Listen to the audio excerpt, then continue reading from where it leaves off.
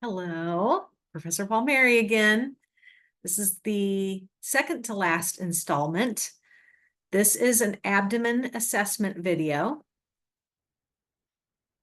This is one of my favorite parts to do because I'm an OB nurse and I love bellies, whether they have babies in them or not. With abdomen assessment, your primary techniques are going to be inspection and auscultation, and then palpation, which you're going to do last.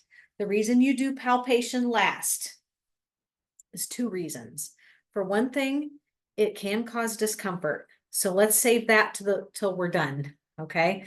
So that's one reason. The other reason is if you start palpating on somebody, you're going to generate artificial bowel sounds. And when we're listening to bowel sounds, we want to make sure that we're listening to what's naturally there and not something that we caused by palpating the abdomen. So that's two reasons why that's going to be last. Okay. So pertinent history with abdomens. Think about everything that's in an abdomen. There's liver, pancreas, intestine, large and small intestine. Oh gosh, what all is in there? Bladder, kidneys, kind of up high, but they wouldn't be really considered. You wouldn't be feeling them this direction, but they are crammed in the torso. I think I said bladder, ovaries, if you have a female. So there's a lot of stuff packed into a small area. So when somebody comes in with abdominal pain, it's kind of a fun puzzle to solve, to figure out what is the problem. And so asking very good interview questions will help pinpoint what the problem is. So when you're asking your abdomen history questions, if you have a female, always ask what the last menstrual period was. And I want to know the day that it started. I don't care what day it ended or how long. I kind of do, but for diagnosing like where somebody is in their menstrual cycle, monthly cycle, finding out when the first day of their last period was is helpful. So always remember to include that. Eventually we get old enough and better, and we don't need to have periods anymore. So try to keep that in perspective. If you have somebody that's a little bit older and she says, I haven't had a period for 2 years, don't freak out. She's probably menopausal, or maybe she had surgery and had a surgical menopause. Also ask when the last time they voided and the last time they had a bowel movement, and did they have any trouble with that? So are they voiding without difficulty? Are they putting out normal amounts for them? And was the bowel movement typical for them, or was there anything different about it or alarming about it? So a lot of times people will say it was this morning and it was okay, it was normal. Then if they think it's normal, then there's nothing for you to worry about probably either. Ask if they have any known gastrointestinal problems. Could be acid reflux. I mean, there's just all kinds of things. I think I have a list coming. Some common symptoms that they may report to you. Maybe constipation or diarrhea. They might be passing more gas than usual. They might have the sensation of feeling bloated or full of gas, a lot of belching. They might have pain somewhere, and the character of that pain is going to be very important, and the actual location. With regard to location, children they can have a hard time localizing the pain. So if you ask a little child, where does your tummy hurt? They're going to say right here. And they're going to point to the whole thing. It's kind of cute. They have a hard time figuring out where in the belly it hurts. And it's just something that we know about little children. So you got to do a little bit more pinpointing and really pay attention to the child's face when you're examining them. They might say that they have heartburn or acid reflux. They might have nausea and vomiting. This is not an all-inclusive list, but that's common symptoms that somebody might report to you. Okay, looking at the overall shape, because we're going to start with inspection. So we're going to look at the overall shape, and you want your patient laying mostly flat for this. Okay, do they have a flat abdomen? Is it rounded? Is it obese? You can say that. That is a medical description word to say that the abdomen is obese. If it's protuberant, like it sticks out or rounds out, That would be a non-pregnant rounded out belly. If you have a pregnant rounded out belly, you can describe the abdomen as gravid. Okay. If they have a pannus, that's where there's a kind of a flap of tissue that can be lifted up and laying back down. You have to watch underneath those. They can be prone to moisture and yeast infections, particularly underneath there. And that is one of the things that plastic surgeons do surgery on. It's called a paniculectomy. If they do that, that means they took that flap of abdominal fat off. And another thing you're going to look besides the shape of the abdomen is the umbilicus midline? Is it centrally located in the abdomen? Sometimes it might be a little off, and that sounds really weird to you right now. But if they've had a lot of abdominal surgeries, it may be kind of pulling to one side. It could be something going on acute with the abdomen that's causing the umbilicus to pull to one side. I have had several patients that you couldn't even find the umbilicus anymore because they'd had so many surgeries. So those kinds of things are just things that you might see. Generally speaking, you're going to see an umbilicus right in the middle, and it may be an innie, it may be an outie, and you're going to make note of all those things and remark about that. Okay, we're going to auscultate the 4 quadrants. So I'm going to stop share and point this down so you can see me auscultate Susie's abdomen. I have her tipped just a little bit to try to make her abdomen a little bit more visible to you.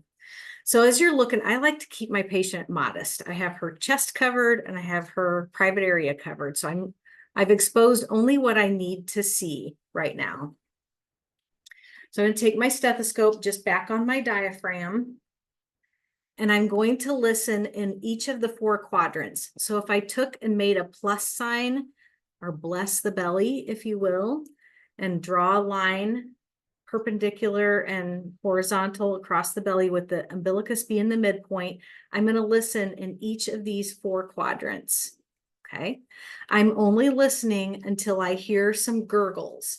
So those little gurgles that you hear, that's the normal. Okay. So I'm just going to park that and be really quiet and listen. As soon as I hear a gurgle, I'm going to move to the next quadrant. Oh, maybe this quadrant's a little quieter, so I might have to stay parked here for just a minute or two until I hear a gurgle. There's one. Now I'm going to move down here. Your left lower quadrant, where I'm at right now, is probably going to be the noisiest. That's the sigmoid colon is right there. And so when somebody's getting ready to have their BM, they might have a little bit more activity going on there.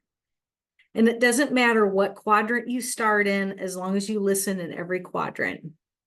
Let's say, hypothetically, you don't hear anything. You're going to leave your stethoscope parked there until you do, with a max of 5 minutes. So to say that somebody has absent bowel sounds, you have to listen for 5 minutes to say that. Okay. Now, who might have absent bowel sounds? Could be somebody that's got a bowel obstruction. Get back to my presentation here.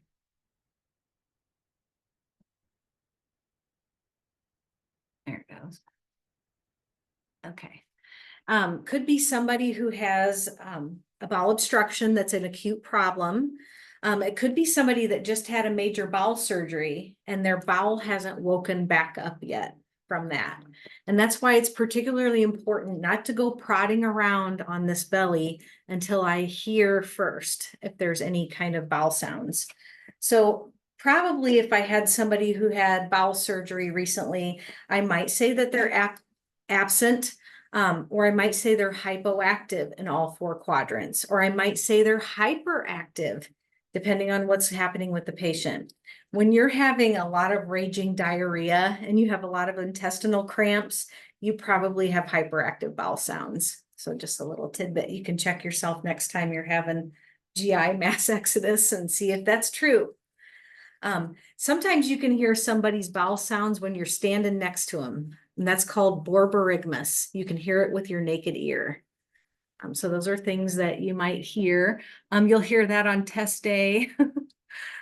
When the room's really quiet, you can hear everybody's belly gurgling. Okay, so we're also going to palpate. I've already listened in all 4 quadrants, and I've determined that I have vowel sounds present or active times 4. I'm going to palpate them. You're going to do this last. I'm going to not be super rough with my patient. There's no reason for a nurse at the bedside to be super aggressive with this. Now, if you're the doctor in the ER, that's a different story. But for what you're doing for your part of the assessment, just a light palpation with one hand. What you're feeling for is the firmness. Is it firm? Is it really board-like and rigid? Does it give a little bit? Does it look a little distended or feel a little distended, like maybe they have a lot of built-up gas? Or is it soft and non-tender? So that would be the normal statement, is that it's soft and non-tender.